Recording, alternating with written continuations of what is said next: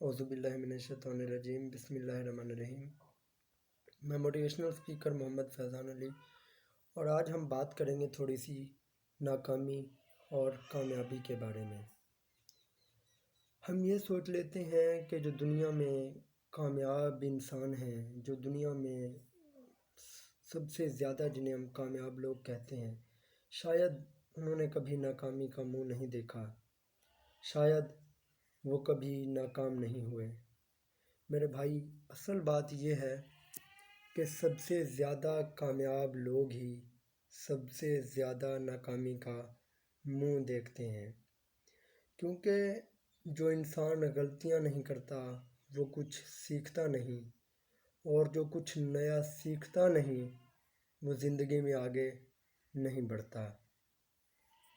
ہم یہ سمجھ لیتے ہیں کہ ناکامی ہمارے لیے ایک عذاب ہوتی ہے، ناکامی ہمارے لیے ایک دکھ ہوتی ہے، مگر ایسا نہیں ہوتا۔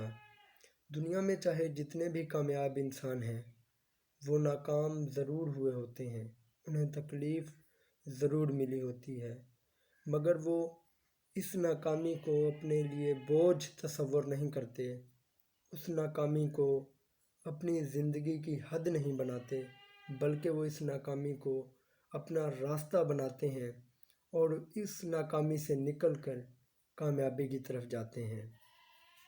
وہ کہتے ہیں نا کہ جو بارش کا قطرہ ہوتا ہے وہ سانپ پر بھی گرتا ہے اور سیپی پر بھی گرتا ہے، گرتا دونوں پر ہی ہے۔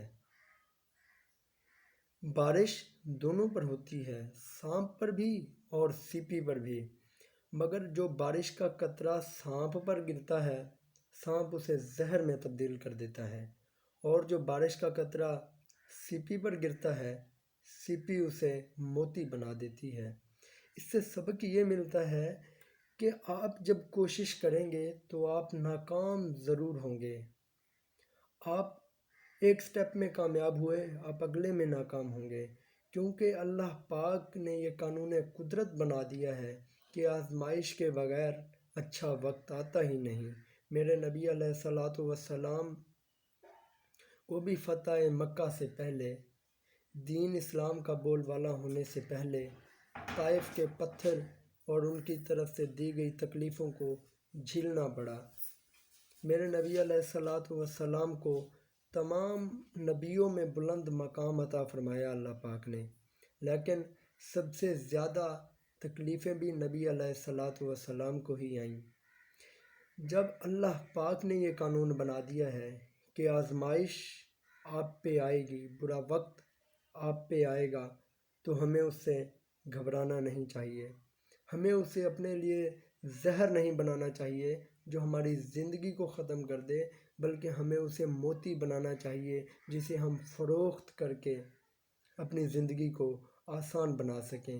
ناکامی سے کامیابی کی طرف راستے بہت نکلتے ہیں، ہمیں ان راستوں کو ڈھونڈنا ہوگا۔